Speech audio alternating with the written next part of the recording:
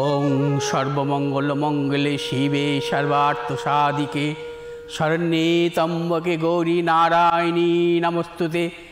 ওং শরণাগত দীনার্ত পরিত্রাণ পরায়ণে সর্বস্বার্থী হরে দেবী নারায়ণী নমস্তুতে। ওং সৃষ্টিস্থিতি বিনাশনাং শক্তিভূতে সনাতনী গুণাশ্রয়ে গুণময়ে নারায়ণী নমস্তুতে।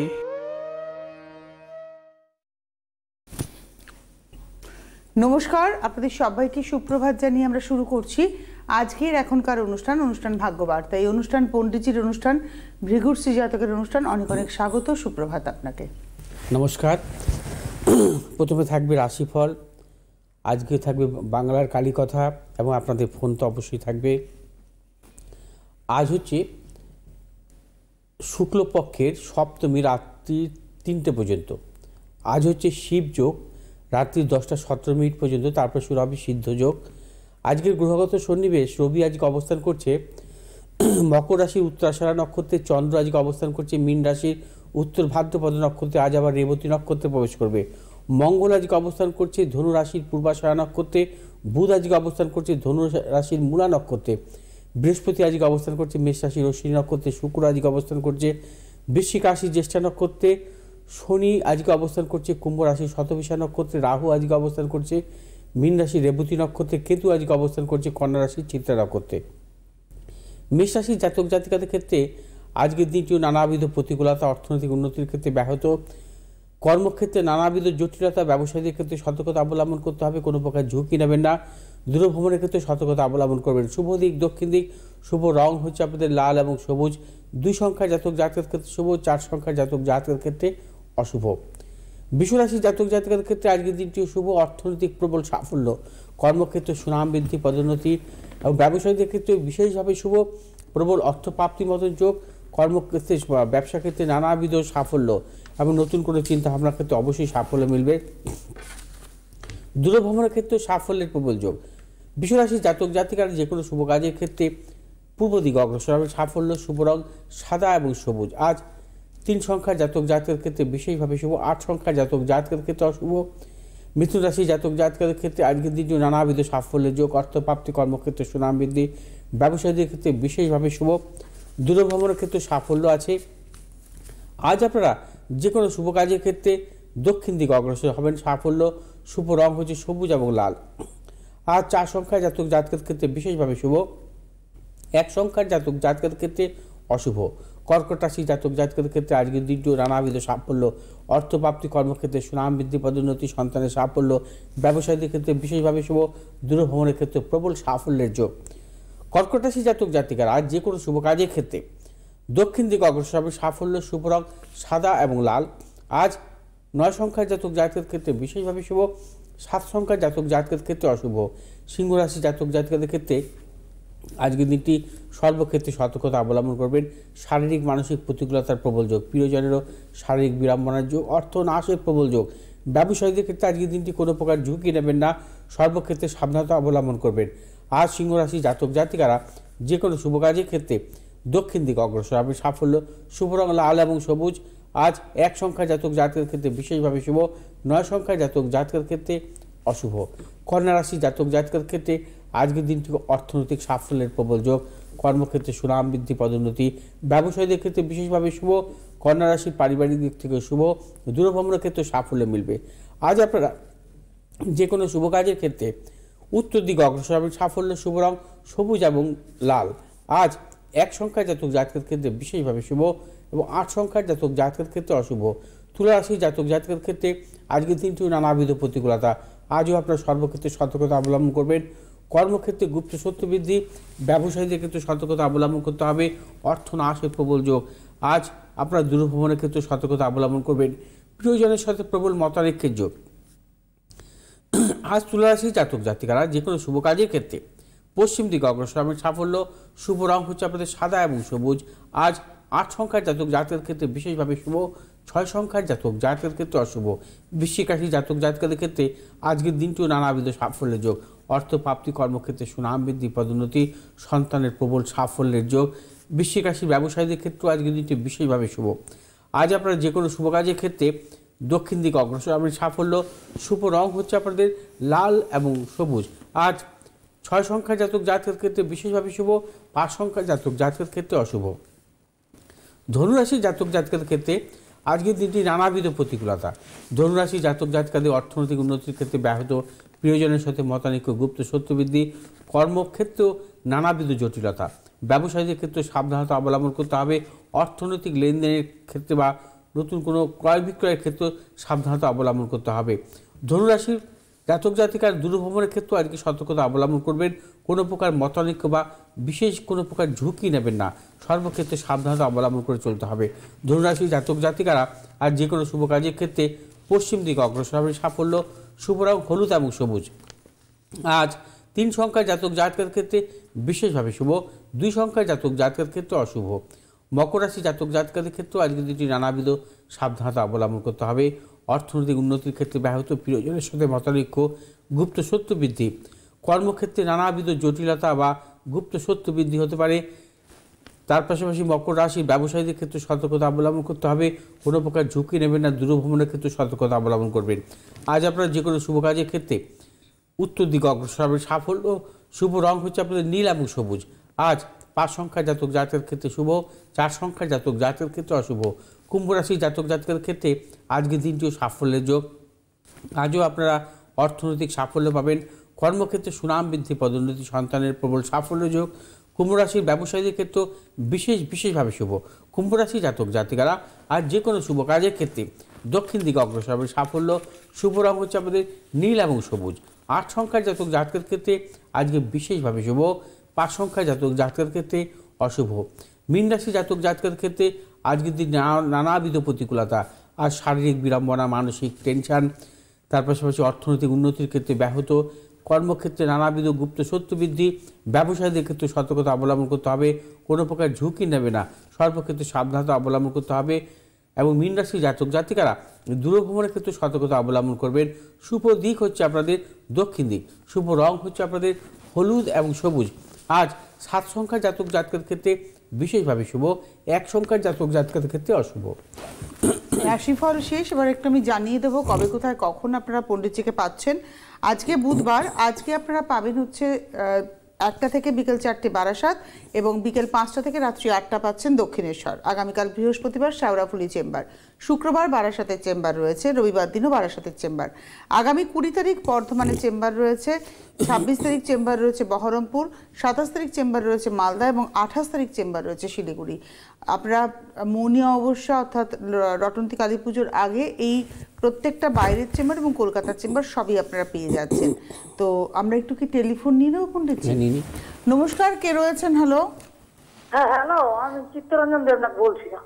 চিত্তরঞ্জন দেবনাথ, কোথা থেকে বলছেন? আমি বসিরহাট থেকে বলছি। বসিরহাট থেকে চিত্তরঞ্জন দেবনাথ, কার সম্পর্কে জানবেন? আমার ছেলে। কেউ এসেছিল আপনাদের জানাশোনা বা কেউ আপনাকে বলেছে অনুষ্ঠানের কথা? হ্যাঁ হ্যাঁ, আমার এক আত্মীয় গেছিল, সে ওই পড়াশোনার জন্য ভালো হয়েছে এবং ছেলে চাকরি পেয়েছে। আচ্ছা, আপনি আপনার ছেলের ডেট অফ বার্থ বলুন। বলুন। হ্যাঁ, 1992। আরেকবার বলতে হবে। 8ই মে। 8 মে 1992। হ্যাঁ হ্যাঁ। সময়? রাত 9টা 5 মিনিট, শুক্রবার। কোথায় হয়েছে? বসিরহাট। রাত্রি 9টা বেজে 5 মিনিট, বসিরহাট। হ্যাঁ হ্যাঁ।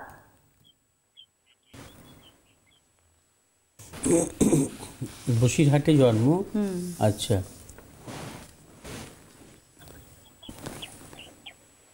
জন্মবার হচ্ছে শুক্রবার তো? হ্যাঁ শুক্রবার স্যার। ধনু লগ্ন, হ্যাঁ কর্কট রাশি, কর্কট রাশি। হ্যাঁ পুষ্যা নক্ষত্র, দেবগণ, এগুলো জানতেন তো? হ্যাঁ হ্যাঁ। আচ্ছা ঠিক আছে, জন্মকালীন কোনো গ্রহই বক্রী অবস্থায় ছিল না। আচ্ছা এবার একটু জন্ম ছকে আসছি। ধনু লগ্নে রাহুর অবস্থানের দ্বিতীয় শনির অবস্থান, হ্যাঁ আচ্ছা, আর তার পাশাপাশি চতুর্থভাবে মঙ্গলের অবস্থান, সপ্তম অষ্টম নবমভাবে বৃহস্পতি এবং দশমপতি কারক গ্রহ হচ্ছে বুধ, এবং রবি বুধ শুক্রের সহাবস্থান আছে হচ্ছে পঞ্চম ভাবে। আচ্ছা, সপ্তম অষ্টম নবম, ঠিক আছে। এখন বর্তমান মহাদশা কি চলছে দেখে নিচ্ছি। এখন বর্তমান মহাদশা চলছে কেতুর মহাদশা। এবছর জানুয়ারি মাসে শেষ হয়ে গেল, 31শে জানুয়ারি পর্যন্ত থাকবে কেতুর মহাদশা। কেতুর মহাদশার পর শুক্রের মহাদশা।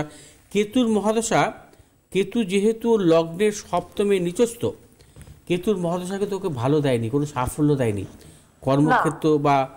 কর্মক্ষেত্রে কোনো সাফল্য কিন্তু সেভাবে আসেনি। এই ছেলেটির জন্মছক খুব খারাপ না, এডুকেশনের জায়গা কিন্তু ভালো, কিন্তু সেই অনুযায়ী সাফল্য পায়নি কিন্তু, তাই তো? না পায়নি। এডুকেশনাল কোয়ালিফিকেশন কি আপনার ছেলের? ছেলে বিএসসি করেছে, ডিএলএড করেছে, একটা ডিপ্লোমা কোর্স করেছে, করে সিকিউরিটি গার্ডে কাজ করছে, তাও তাকে নিচ্ছে না, ছেড়ে দিচ্ছে। আচ্ছা, মানে আমার আর্থিকও ভালো না, আমি পাচ্ছি না এর থেকে ভাবতে বেশি। পারেন? তাই স্যারের অনুষ্ঠান প্রতিদিন 7:30 ওই ভাগ্যবার্তা দেখি প্রত্যেক দিনই। মানে আপনার ছেলের বিএসসি পাস, ডিএলএড করেছে, একটা ডিপ্লোমা কোর্স এখন করেছে, সিকিউরিটি গার্ডে চাকরি করছে, তাও বলছে থাকছে না, ছেড়ে দিচ্ছে, মানে রাখছে না আর কি। না, রাখছে না। আমি স্যারের অনুষ্ঠান প্রত্যেক দিনই দেখি আমরা সপরিবারে, না, কিন্তু কেন বলছে এইরকমটা কেন হচ্ছে? কর্মজীবনটা সেটা মানে যেহেতু পড়াশোনা জানাচ্ছে না। আমি একটা কথা বলবো যে দেখুন, ওর জন্মছক অনুযায়ী আমি কিন্তু কোনো নেগেটিভ জায়গা পাচ্ছি না। ওর কর্মজীবন হবে, ওর ভাগ্যপতি রবি এবং কর্মপতি বুধের সাথে কিন্তু মানে রাজযোগে আবদ্ধ। কিন্তু আমি সবসময় বলি যে মানুষ সময় সব কিছু পায়। এর জন্মছক অনুযায়ী 17 সাল থেকে 24 সালের জানুয়ারি মাস পর্যন্ত টোটালটা হচ্ছে কেতুর দশা ছিল। কেতু হচ্ছে নিচস্থ সপ্তমে, কেতুর দশাটাই ওর 12টা বাজিয়ে দিয়েছে। কেতুর দশাও কোনো সাফল্য দেয়নি, তাই তো? হ্যাঁ। আচ্ছা, মানে আপনার ছেলে 2017 সাল থেকে এই 2023-এর ডিসেম্বর আপনারা কিচ্ছু সফলতা পাননি? না, যেখানেই যাচ্ছে সে কোনো সুযোগ সুবিধা হচ্ছে না। পরীক্ষা দিল, টেটে দিল, 82 মার্ক করেছে, তাও হচ্ছে না। আর আমি গরিব মানুষ, আমি আর পয়সায় পেরেও উঠছি না। তবে আপনি চিন্তা করবেন না, আপনার ছেলে সাফল্য আসবে। আপনার কাছে আসতে বলাটাই মনে হয় উচিত, তাই তো? শেষ যদি আপনি আসতে পারেন, আসবেন। হ্যাঁ, তবে আমি একটা কথা বলবো যে এখন তো ওই জানুয়ারি 31 তারিখের পর, 31শে জানুয়ারি 2024-এর পর থেকে ওর শুক্রের মহাদশা শুরু হবে। শুক্র হচ্ছে জন্মছকে পঞ্চম ভাবে আছে, শুক্র বৃহস্পতি দৃষ্ট অবস্থায় আছে। শুক্রের মহাদশা ক্রমাগত ওকে সাফল্য দিতে থাকবে, ঠিক আছে? শুক্রের মহাদশার টেনশনের কিছু নেই। দেখুন, জন্মছকের কিন্তু পজিটিভ জায়গা আছে, এই ছেলেটির জীবনে সাফল্যের কিন্তু জায়গা আছে। হ্যাঁ, কিন্তু কেতুর মহাদশাটা ভাবা উচিত ছিল আপনাদের। কেতুর মহাদশা ওকে কোনো সাফল্য দেয়নি। হ্যাঁ, সেই ক্ষেত্রে সেই সময় যদি দেখুন, বয়সটা তো প্রায় 32 বছর হয়ে গেল না, 92। হ্যাঁ, 92 মানে হচ্ছে বয়স 32 বছর, ঠিকই তাই। আপনারা কেন কোনো চেষ্টা করেননি? এবং দেখুন, ওর কেরিয়ারের মূল সময়টাই কিন্তু নষ্ট হয়ে গেল।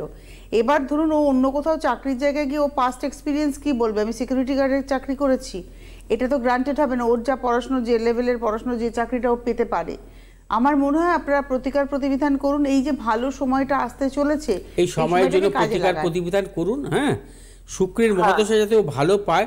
দেখুন, জন্মছক অনুযায়ী, জন্মছকের ভালো কি জায়গা আছে, জন্মছকে ওর ভাগ্যপতি কর্মপতি রাজযোগে আবদ্ধ, বৃহস্পতি দৃষ্ট, ভাগ্যপতি রবি তুঙ্গি, ধনপতি শনি সক্ষেত্রে অবস্থান করছে, বৃহস্পতির ঘরে দৃষ্ট, এবং চন্দ্রের ঘরে দৃষ্ট। এত সুন্দর জন্মছক, কিন্তু কোনো সাফল্য নেই। আমি আপনার কাছে যাব বারাসাতে। ঠিক আছে, সে আসুন। হ্যাঁ স্যার, বিয়ের কোনো যোগাযোগ তো ভালো আছে? বিবাহের ব্যাপারটা কি, মাঙ্গলিক দোষও কিন্তু আছে জন্মছকে। হ্যাঁ, তবে শুক্রের দশা অন্তর্দশায় ওর বিবাহের যোগও আছে। শুক্রের দশা অন্তর্দশা 3 বছর থাকবে, প্রায় এই 24 থেকে পর 3 বছর থাকবে, অর্থাৎ 27 সাল পর্যন্ত। এর মধ্যে বিবাহ অবশ্যই দিতে পারবেন, তবে কেরিয়ারটা ভালো হোক, সেই জন্য আপনাকে চিন্তা ভাবনা করতে হবে এবং সেইভাবে প্রতিকার প্রতিবিধান করিয়ে নেবেন, ঠিক আছে? আমি কিন্তু বারবার বলছি, আপনার ছেলের জন্মছক অনুযায়ী কিন্তু এই ধরনের জন্মছকে কিন্তু তারা জীবনে কিন্তু প্রতিষ্ঠা পায়, কিন্তু ও পায়নি। ওর দুর্ভাগ্য একটাই, সেটাই হচ্ছে ওর কেতুর মহাদশা, নিচস্থ কেতুর মহাদশা ছিল, ওকে কিন্তু জীবনটাকে ওলট পালট করে দিয়েছে, যাতে এই ধরনের সমস্যা না আসে। এবং কেতুর মহাদশার আগে বুধের মহাদশা ছিল, বুধের মহাদশা সেভাবে ভালো দেয়নি। আসলে দশা অন্তর্দশাকে পণ্ডিতজি ভীষণ গুরুত্ব দেন। মানে রাজা ভিখারি কেন হয়, আবার ভিখারি রাজা কেন হয়? আমি দেখেছি আপনি হ্যাঁ, প্রত্যেকটা ভিখারি রাজা হয়। ওর জন্ম ছকে যেহেতু রাজার মতো ছকই ছিল, তবে যেহেতু অসময়ে সে ভিখারি ছিল, যখন সে রাজা হলো, তার সুসময় আসলো, সে রাজা হলো। প্রত্যেকটা মানুষই, আবার রাজাদেরও ভিখারি হতে দেখছি আমরা। দেখা যায় যে অনেক যে কোনো মানে ইসেতে দেখুন, অনেকে আছে রাজনৈতিক ক্ষেত্রে সারা জীবনই লড়াই করে গেল, কোনো সাফল্য পেল না। আবার দেখা গেল রাজনৈতিক ক্ষেত্রে সে জীবনে একটা প্রতিষ্ঠা পেল, বা সে মন্ত্রী হয়ে গেল। এই সময়গুলো কিন্তু নির্ভর করে দশা অন্তর্দশা। জন্মছকে তার পজিটিভ কিছু থাকতে হবে, এবং সেই পজিটিভ জায়গাগুলোয় সে সাফল্য কখন পাবে, তখন ভালো দশা আসবে। এই কারণেই মনে হয় কনসালটেশনের প্রয়োজন আছে অবশ্যই, যে আমার কোন সময়টা ভালো, কোন সময়টা খারাপ। মানে যে কোনো মানুষের জীবনে কিন্তু অসময় আসতে পারে, আসবে। কারণ দিনের পর যেমন রাত্রি হয়, অন্ধকার আসে, এবং রাত্রির পর দিনও আসে। প্রত্যেকটা মানুষের জীবনে কিন্তু সে ঠিক এমনই, কিন্তু যে আমার যে সুসময় সারা জীবন থাকবে সেটা নয়। দুঃসময়ের জন্য ভাবতে হবে আমার দুঃসময় আসতে পারে। অর্থাৎ দুঃসময় কেন আসতে পারে, কোন গ্রহের কারণে আসতে পারে, কোন সময়ে আসতে পারে, সেগুলো কিন্তু কোনো অভিজ্ঞ জ্যোতিষীর পরামর্শ নেওয়া দরকার। এই যেমন এই ছেলেটির জীবনে যে এত মানে এডুকেশনে সিকিউরিটি গার্ডের পড়াশোনা চাকরি করছে, সিকিউরিটি গার্ডের চাকরি করছে কেন? এর দুঃসময়ের জন্য। মানে আমরা কোনো চাকরিকেই খারাপ বলছি না, কোনো কাজই অসম্মানের কাজ নয়, কিন্তু একটা সিকিউরিটি গার্ডের চাকরির জন্য আপনি এইচএস পাস করলেও এনাফ ছিল, বা বড় জোর গ্র্যাজুয়েশন করতেন। এডুকেটেড ছেলে, হ্যাঁ, আপনার ছেলেটি যথেষ্ট পড়াশোনায় ভালো, মেধাবী ছেলে, সে তো এই কাজটার জন্য নিজেকে ফিট করতে পারবে না। এটাই হচ্ছে বাস্তব কথা। মানে মেন্টাল একটা ফিটনেসের তো দরকার আছে চাকরি করতে গেলে, যে আমি এই কাজটা করছি, তো না আমি যে কাজটা করছি আমার একটা মেন্টাল ফিটনেস রয়েছে, ঠিক আছে এই কাজটা আমার জন্য একদম পারফেক্ট, আমার স্ট্যাটাস অনুযায়ী, আমার ভালো লাগা অনুযায়ী, তো সেই জায়গাটাও তো তৈরি হবে না। সেই অনুকূল টাইমেই সব কিছু করা উচিত। হ্যাঁ, অনুকূল টাইম আমার কখন আসতে পারে, সেভাবে যদি আমি অগ্রসর হই জীবনে, আমার কিন্তু সাফল্য আসতে বাধ্য। হ্যাঁ, মানে সেই অনুকূল টাইমটা হচ্ছে নির্ভর করবে হচ্ছে তার গ্রহগত দশা অন্তর্দশা, ট্রানজিট, যেটা আমরা গোচর বলি। সেই আমরা যে বর্ষফল আলোচনা করছি, আমরা যদি একটু ট্রানজিট, যে এবছর মকর রাশির ভালো, এবছর কর্কট রাশির ভালো, এত কিছু আলোচনা করছি। কতই তো লক্ষ লক্ষ মকর রাশি আছে, কর্কট রাশি, সবার কি ভালো হয়? কোটি কোটি কর্কট রাশি আছে, বা কোটি কোটি মকর রাশি আছে। আমি যদি বলি মেষ রাশির খুব ভালো এবছর, হ্যাঁ না, সেটা 1 কোটি সে আপনার ধরুন মেষ রাশি জাতক জাতিকা আছে, সাপোজ বাংলায় 12 কোটি লোক আছে সাপোজ। হ্যাঁ, আমি ধরলাম 1 কোটি মেষ, 1 কোটি বৃষ, 1 কোটি মিথুন, হ্যাঁ করে 12টি রাশি, 12 কোটি মানুষ। আমি যদি মেষ বলি, মেষ রাশি ভালো, সে 1 কোটি মানুষের কি ভালো হবে? কখনোই ভালো হতে পারে না, কারণ নির্ভর করবে আপনার দশা অন্তর্দশা। এই ছেলেটি তো এতদিন কেতুর দশা ছিল, এর তো রাশি কি ছিল? রাশি হচ্ছে এর মূলত ছিল কর্কট রাশি। কর্কট রাশি তো এই 6 বছরের মধ্যে ভালো দিন গেছে, ওকে ভালো পেয়েছিল? পায়নি। এই মূল কারণ হচ্ছে দশা অন্তর্দশা। মানে বিষয়টা হচ্ছে টাইমিং, দশা অন্তর্দশা, এবং যে দশা চলছে সেই গ্রহের অবস্থান আবার ছকে কেমন আছে, এবং সেই গ্রহটি কোথায় অবস্থান করছে, অবস্থান স্বরূপ নির্ভর করবে। সেই গ্রহটি যদি দেখা যায় যে, আমি বলছি যে এই ছেলেটির রবির দশা ভালো। রবির দশা ভালো কেন ভালো? রবি যেহেতু তুঙ্গি আছে, এই রবি যদি কখনো নিচস্থ হয়ে কোনো পাপগ্রহ যুক্ত থাকতো, এই রবি যদি কখনো দুস্থানগত হয়ে পাপগ্রহ যুক্ত, তাহলে সেই রবি দশা ভালো পাবে না। কেন ভালো পাবে না? রবি ভাগ্যপতি, ভাগ্যপতি গ্রহের দশায় ভাগ্যপতিকে সবসময় শুভ অবস্থায় থাকতে হবে, শুভ অবস্থায় থাকতে হবে, শুভ গ্রহ যুক্ত থাকতে হবে, হয় তুঙ্গি থাকতে হবে, স্বক্ষেত্র থাকতে হবে, শুভ নক্ষত্রে থাকতে হবে। যদি সেই ভাগ্যপতি যদি দুস্থানগত হয়, নিচস্থ হয়, অশুভ নক্ষত্র প্রাপ্ত হয়, অশুভ গ্রহ মধ্যগত হয়, অশুভ গ্রহ যুক্ত অবস্থা হয়, সেই ভাগ্যপতির ফল সে পাবে না তার মহাদশায়। অতএব সবকিছু কিন্তু মানে নির্ভর করে। আপনি যত দ্রুত সম্ভব যোগাযোগ করুন। পণ্ডিত আমাদের সময় ভীষণ কম, আর মিনিট 5 সময় আছে, আমরা আলোচনায় চলে যাই। আচ্ছা, আজকে থাকবে পুরুলিয়ার চরণ পাহাড়ি মন্দির নিয়ে বলবো। আচ্ছা, যে কালী কথা চলছে বাংলার, চরণ পাহাড়ি কালী, আজ পুরুলিয়ার এক কালী মন্দিরের কথা আপনাদের শোনাবো। এই মন্দির চরণ পাহাড়ি কালী মন্দির নামে খ্যাত, এবং একটি বিশেষ কারণে হিন্দু মুসলিম উভয় সম্প্রদায়ের মানুষের খুব শ্রদ্ধার স্থান এই কালীক্ষেত্র। স্বাধীনতার আগে পুরুলিয়ার পুঞ্চা নামক এই ছোট্ট স্থান তখন একটি গঞ্জ। ব্রিটিশ আমলে এখানে ইংরেজ পুলিশ একটি পুলিশ ফাঁড়ি তৈরি করেন। ওসি নিযুক্ত হন এক সৎ এবং কর্মনিষ্ঠ মুসলিম ব্যক্তি।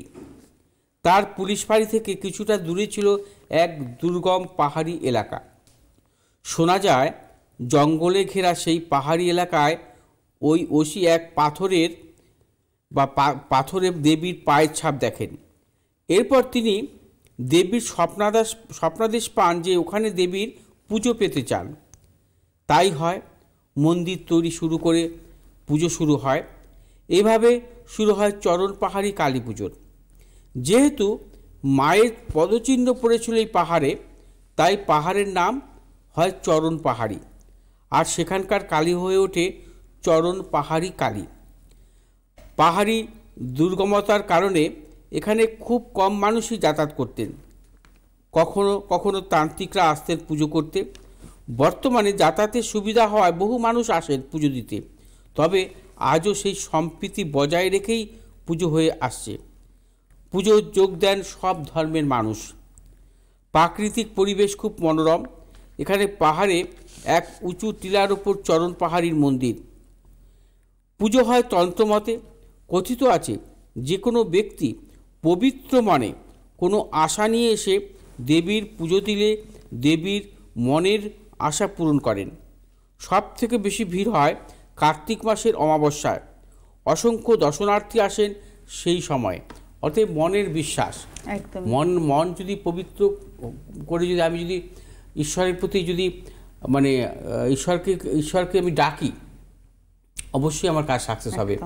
ঠিক সেভাবে আপনারা যখন জ্যোতিষীর কাছে আসেন বা গ্রহের প্রতিকার প্রতিবিধান করেন, সেই ক্ষেত্রে কিন্তু মন পবিত্র রেখে আসতে হবে। মনের মধ্যে আমি আজকে তাকে সে গ্রহদোষ কাটালাম, কালকে আমি বিশাল কিছু লটারি পাবো, এই আশায় নয়। সবসময় মন পবিত্র রাখতে হবে, বিশ্বাস অটুট রাখতে হবে। অবশ্যই কিন্তু সাফল্য আপনার জীবনে আসবে। সবসময় মনের পবিত্রতা, কারণ ঈশ্বর কিন্তু সবাইকেই দেখা দেন না বা সবাইকে দেন না সব কিছু হচ্ছে পবিত্রতা। ঈশ্বরের প্রতি নিজেকে পবিত্র রাখতে হবে, এবং সেই ক্ষেত্রে কিন্তু ঈশ্বর কিন্তু আপনাকে অবশ্যই সাফল্য দেবে, সাফল্যের পথ দেখাবে। গুরুত্বপূর্ণ কিন্তু রামকৃষ্ণ স্বামীজি, রামকৃষ্ণ এবং স্বামীজি সারা জীবন ঈশ্বরকে খুঁজে গেলেন। ঈশ্বর কোথায়, ঈশ্বর কোথায়, এখানে ঈশ্বর আছে, ওটার মধ্যে ঈশ্বর আছে। আর ঠাকুর কি করলেন, ঠাকুর পুজো করতে শুরু করলেন দাদার মৃত্যুর পরে, এবং মাকে একেবারে নিজের মা, নিজের মেয়ে, কখনো রাগ করছেন, কখনো খাইয়ে দিচ্ছেন, অ্যাজ ইফ তিনি চোখের সামনে দেখতে পাচ্ছেন। মানে ওটা কিন্তু ঠাকুরের বিশ্বাস। সেই বিশ্বাস থেকে ঠাকুরের ঈশ্বর উপলব্ধি, ঈশ্বর চেতনা, এবং আজকে আমরা তার মতাদর্শে এগিয়ে চলেছি। আমি এটা খুব ফিল করি যে মানে এই যে আপনি বলেন না পবিত্র থাকতে হয়, পবিত্র মানে আমরা অনেকেই ভাবি স্নান করবো, কারোর সাথে গা লাগাবো না, এটা ছোবো না, ওটা ছোবো না, এটা হচ্ছে মানসিক বিকার। এইটা নয়। এগুলো সামনে বিড়াল যাচ্ছে, সামনে কালো ড্রেস পরে লোক যাচ্ছে, এগুলো এক ধরনের মানসিক রোগী। একদমই তাই। এগুলো আমি মানসিক রোগী বলি। যে কালো ড্রেস পরা কোনো মানুষ আছে না, আমি কাজে যাব না, আমি বসে রইলাম, সামনে দিয়ে বিড়াল পাস হলো, আমি যাব না, এগুলো এক ধরনের মেন্টাল পেশেন্ট। মনের পবিত্রতা আলাদা জিনিস। আপনি পেট ভরে খেয়েও ঠাকুরের মন্দিরে গিয়ে পুজো করতে পারেন, তাতে যদি আপনার মনে ভক্তি থাকে। এক্স্যাক্টলি। আজকে মানে সত্যি কথা বলতে পণ্ডিতজির সাথে কথা বলে না নিজেকে অনেকটা সমৃদ্ধ করে নেওয়া যায়। সব থেকে বড় কথা, নিজের মধ্যেকার অনেক ভুল ধারণা, ভ্রান্ত ধারণাকে সরিয়ে ফেলা যায়। আমরা তো সত্যি ইলিউশনের মধ্যে থাকি। জীবনটা ইলিউশন নয়, কিন্তু জীবনটা কিন্তু খুব বাস্তব। এবং ওই যে মৃত্যু খুব নিশ্চিত, কিন্তু আমার জীবনের থেকে মৃত্যুর দিকে যাওয়ার এই পথটা যেন সুন্দর থাকে। অন্তত মানে আমার চলে যাওয়ার পরে মানুষের কাছে যেন আমি সুখস্মৃতি হয়ে থাকি, মানে বিস্মৃতি যেন আমাকে আমার কর্মকাণ্ডকে গ্রাস না করে। আজকে যোগাযোগ করুন। আজকে 1টা থেকে 4টে হচ্ছে বারাসাত, এবং 5টা থেকে 8টা আপনারা পেয়ে যাচ্ছেন দক্ষিণেশ্বর। আগামীকাল পাবেন শেওড়াফুলিতে। অনেক ধন্যবাদ পণ্ডিতজি, ধন্যবাদ আপনাদের। নমস্কার।